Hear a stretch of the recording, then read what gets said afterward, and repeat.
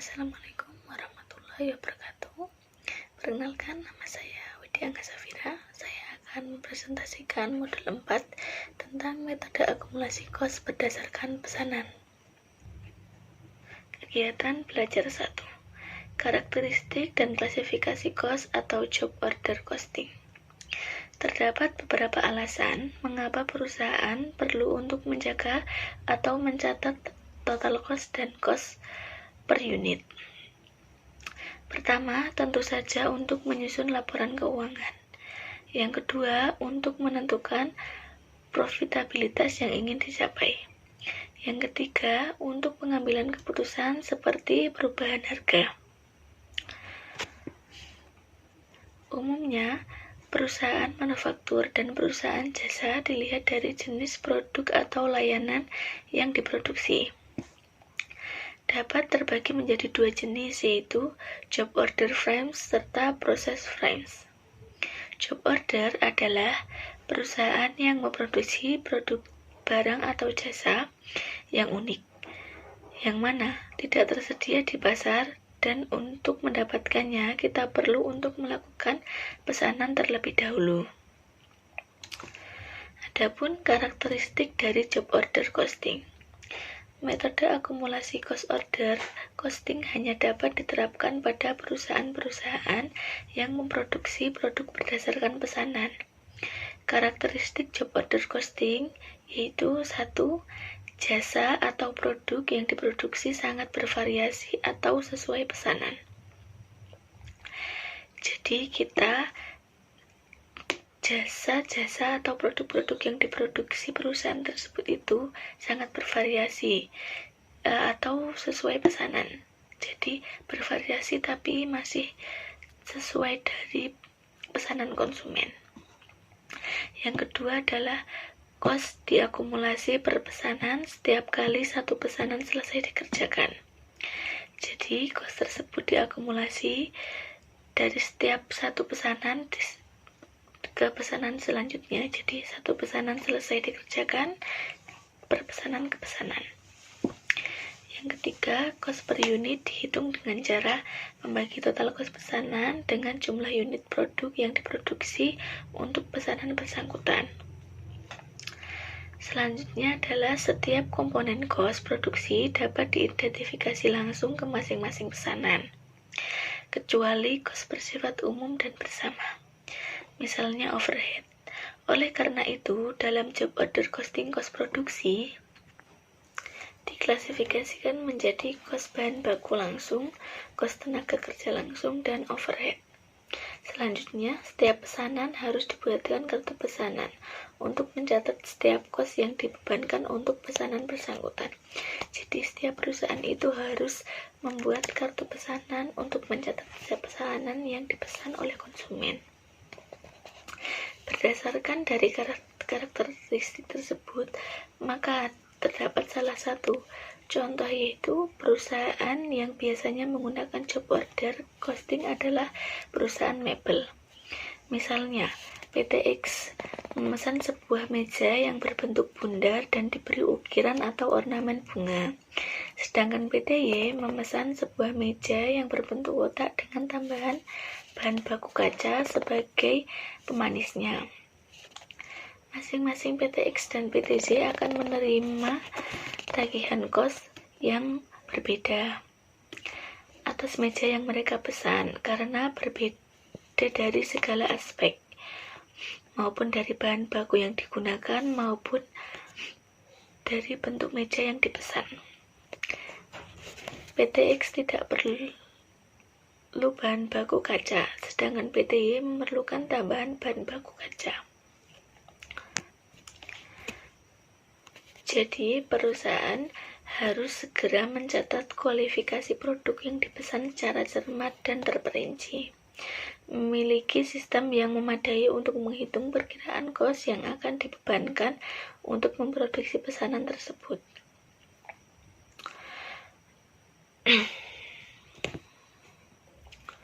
Dan perkiraan laba kotor yang akan diinginkan sehingga dapat segera memberikan informasi tentang harga pesanan ke pelanggan. Itu adalah gambar 4.1, siklus kegiatan job order costing. Pemesan memesan ke sebuah perusahaan dan perusahaan menerima pesanan. Kemudian penjadwalan kerja, kemudian pemesanan material, dan kemudian proses produksi. Kemudian setelah proses produksi, barangnya sudah terbuat, terus diantarkan ke pemesan. Kemudian kartu kos pemesan atau kartu kos pesanan.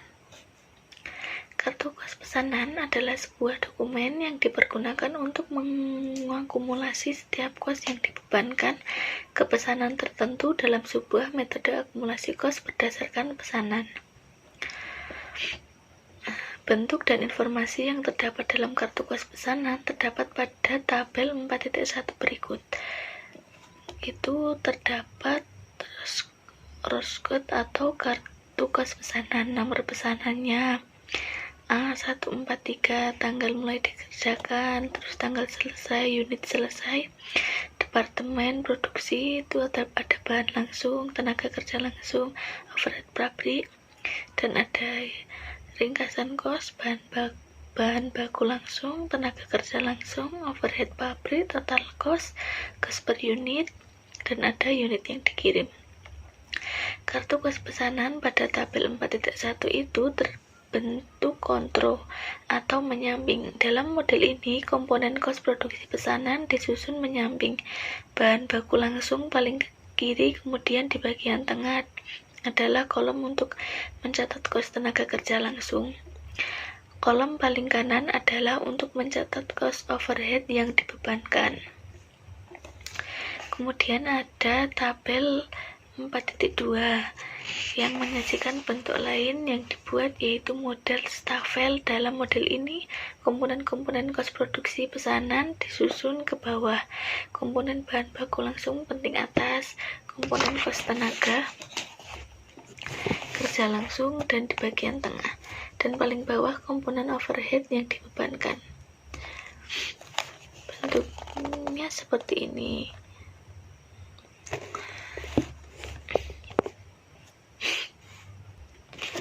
Selanjutnya ada klasifikasi kos dalam job order costing. Sudah dijelaskan bahwa komponen kos produksi harus dapat diidentifikasikan secara langsung ke setiap pesanan. Meskipun kos overhead tidak dapat ditelusuri langsung ke masing-masing pesanan, tetapi tarif pembebanannya harus jelas sehingga nilai kos overhead yang dibebankan logis. Secara diagramatis, klasifikasi kos dalam job order costing tampak pada sesuai dengan gambar berikut, yaitu gambar 4.2. Klasifikasi dan akumulasi kos dalam job order costing. Komponen bahan baku meliputi bahan baku langsung yang dibebankan secara langsung ke akun barang dalam proses setiap pesanan, dan bahan baku tidak langsung yang diakumulasi terlebih dahulu ke akun buku besar overhead kontrol atau overhead aktual. Dalam hal pembebanan gaji dan upah tenaga kerja terdiri atas komponen langsung yang dibebankan secara langsung ke akun barang dalam proses, dan komponen tidak langsung ditampung ke dalam akun buku besar overhead kontrol. Untuk komponen cost overhead, nilai yang dibebankan ke akun barang dalam proses menggunakan tarif pembeban yang ditentukan di awal. Pada setiap akhir tahun, buku atau akhir tahun dilakukan penutupan untuk overhead dibebankan ke dalam akun overhead kontrol. Ada kemungkinan terjadi perbedaan jumlah sehingga timbul selisih. Selisih yang timbul bisa menguntungkan yang dibebankan lebih besar dari aktual, atau sebaliknya, yaitu merugikan. Selisih ini ditutup ke akun laba rugi. Dari gambar tersebut kita bisa lihat dari bahan baku ada yang langsung, tidak langsung, overhead aktualnya, bahan bakar, listrik, departemen mesin, asuransi mesin, reparasi, dan sebagainya. Tenaga kerja langsung, tidak langsung, BDP job 1, BDP job 2, BDP job selanjutnya. Overhead dibebankan. Assalamualaikum warahmatullahi wabarakatuh. Dengan saya Vika Miranti 0440878117. Saya di sini akan membahas kegiatan belajar 2 tentang permasalahan akuntansi dan pembuatan laporan dalam job order costing. Masalah akuntansi dalam metode akumulasi kos berdasarkan pesanan berkaitan dengan yang pertama, akuntansi untuk bahan baku mencakup pencatatan baik pada saat pembelian maupun pada saat pemakaian. Yang kedua, akuntansi untuk tenaga kerja yang mencakup pencatatan pada saat terjadinya distribusi dan pada saat pembayaran.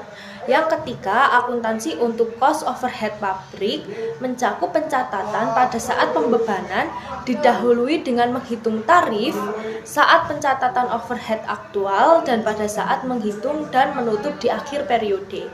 Yang keempat, akuntansi untuk penyelesaian pesanan, dan yang kelima, akuntansi untuk perjalanan mencakup pencatatan pada saat penyerahan barang dan pada saat pengakuan pendapatan. Berikut ada ilustrasi di mana PTX ini adalah perusahaan manufaktur yang berproduksi atas dasar pesanan. Dan pada tahun ini perusahaan akan menerima 3 pesanan dengan masing-masing diberi nomor job 13, job 14, dan job 15. Saldo awal bahan baku senilai 100.000.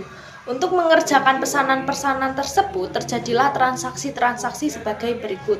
Asumsikan urutan transaksi mencerminkan urutan tanggal yang diadopsi dari buku Cost Accounting Third and Usury 2002.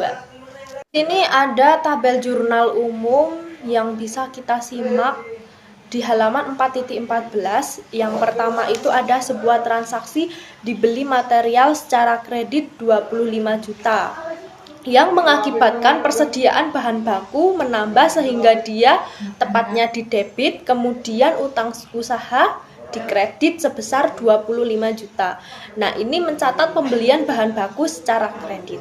Dan yang kedua, ada sebuah transaksi material yang dipakai sebesar 37 juta yang terdiri dari 31 juta adalah bahan langsung dan 6 juta itu adalah bahan tidak langsung.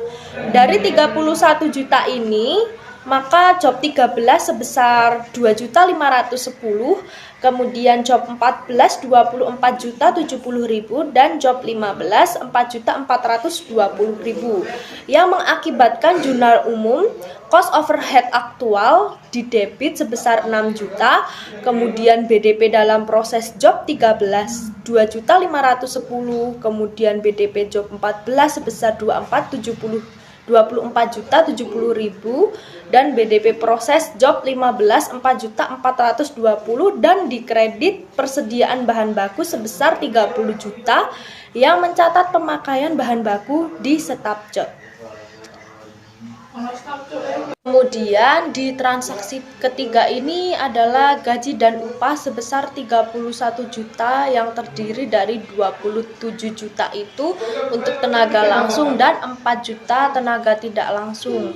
Dari 27 juta untuk job 13 sebesar 1.568.000, kemudian job ke-14 adalah 22.832.000 dan job 15 sebesar 2.600.000. Nah, kita bisa lihat di jurnal umum itu di debit ada gaji dan upah sebesar 31 juta. Kemudian ada utang gaji dan upah yang berada di kredit sebesar 31 juta. Nah, ini mencatat gaji dan upah yang terhutang. Kemudian ketika kita mencatat pendistribusian gaji dan upah, maka yang ada di debit itu adalah yang pertama ada cost overhead aktual sejumlah 4 juta. Nah, 4 juta ini adalah tenaga langsung, kemudian ada barang dalam proses job 13 sebesar 1.568.000, kemudian ada barang dalam proses job 14, barang dalam proses job 15, dan di kredit ada gaji dan upah sebesar 31 juta. Nah, ini mencatat pendistribusian gaji dan upah. Kemudian jika kita mencatat pembayaran utang gaji dan upah, maka ketika kita telah membayar gaji, maka yang ada di debit adalah utang gaji dan upah yang sebesar 31 juta. Kemudian kasnya berada di kredit karena kasnya kan otomatis berkurang, maka akan mengurangi harta, jadi dia letaknya di kredit sebesar 31 juta. Kemudian di transaksi 4 ada perusahaan ini menggunakan tarif overhead yang ditetapkan di depan atas dasar jam mesin, yang pada tahun ini overhead yang dianggarkan adalah 300 juta per tahun pada kapasitas jam mesin 7.500 jam. Nah, dengan demikian tarif pembebanan per jam adalah sebesar 300 juta per 7.500, yaitu 40.000 per jam mesin. Nah, diketahui bahwa masing-masing job menggunakan jam mesin sebagai berikut. Job 13 sebesar 29,4 jam mesin, yang jika dikalikan 40.000 adalah 1.176. Yang kedua, job 14 sebesar 250,6 jam mesin dikali dengan 40.000, maka hasilnya adalah 10.024.000. Dan yang ketiga ada job 15 sebesar 50 jam mesin yang dikalikan 40.000 adalah sebesar 2 juta rupiah. Nah, dari transaksi tersebut mengakibatkan jurnal umum sebagai berikut. Nah, kemudian untuk transaksi 5, 6, dan 7 bisa kita lihat aja di halaman 4.14. Dan sekarang kita langsung skip ke halaman selanjutnya. Berikut adalah kartu kos pesanan. Ini ada sebuah tabel pencatatan komponen kos ke job. Nah, ini yang menjadi contoh adalah job 13. Ini dari Rayburn Company untuk Laurenville Construction. Ini di sini ada nama produknya, kemudian ada jumlahnya, tanggal ordernya. Nah, di sini ada catatan dari direct material, kemudian direct labor, dan overhead pabrik. Nah, ini total kos pesanan job 13 adalah sebesar 5.254. Dan di slide selanjutnya itu ada sebuah tabel ringkasan kos produksi pesanan. Nah, bisa kita lihat di halaman 4.17 di modul 4 EKMA 4315. Kemudian pada slide selanjutnya ini ada sebuah aliran kos dalam akun-akun kos produksi. Di situ bisa kita lihat ada kos bahan baku, kemudian gaji dan upah, overhead yang dibebankan, overhead aktual, ada itu. Nah, yang nantinya ini dari bahan baku, kemudian gaji dan upah dan overhead ini akan masuk ke dalam barang dalam proses. Nah, kemudian di sisi kanan itu tertera 62.180 ini adalah job yang sudah selesai dengan kos produksi. Nah, kemudian yang 62.180 ini bisa jadi bisa masuk ke barang jadi, semacam itu. Kemudian dalam pembuatan laporan-laporan dari kartu dan buku jurnal, lalu kita dapat menyusun laporan kos produksi, laporan kos produk terjual, dan laporan laba rugi. Nah, berikut ini ada tabel-tabel.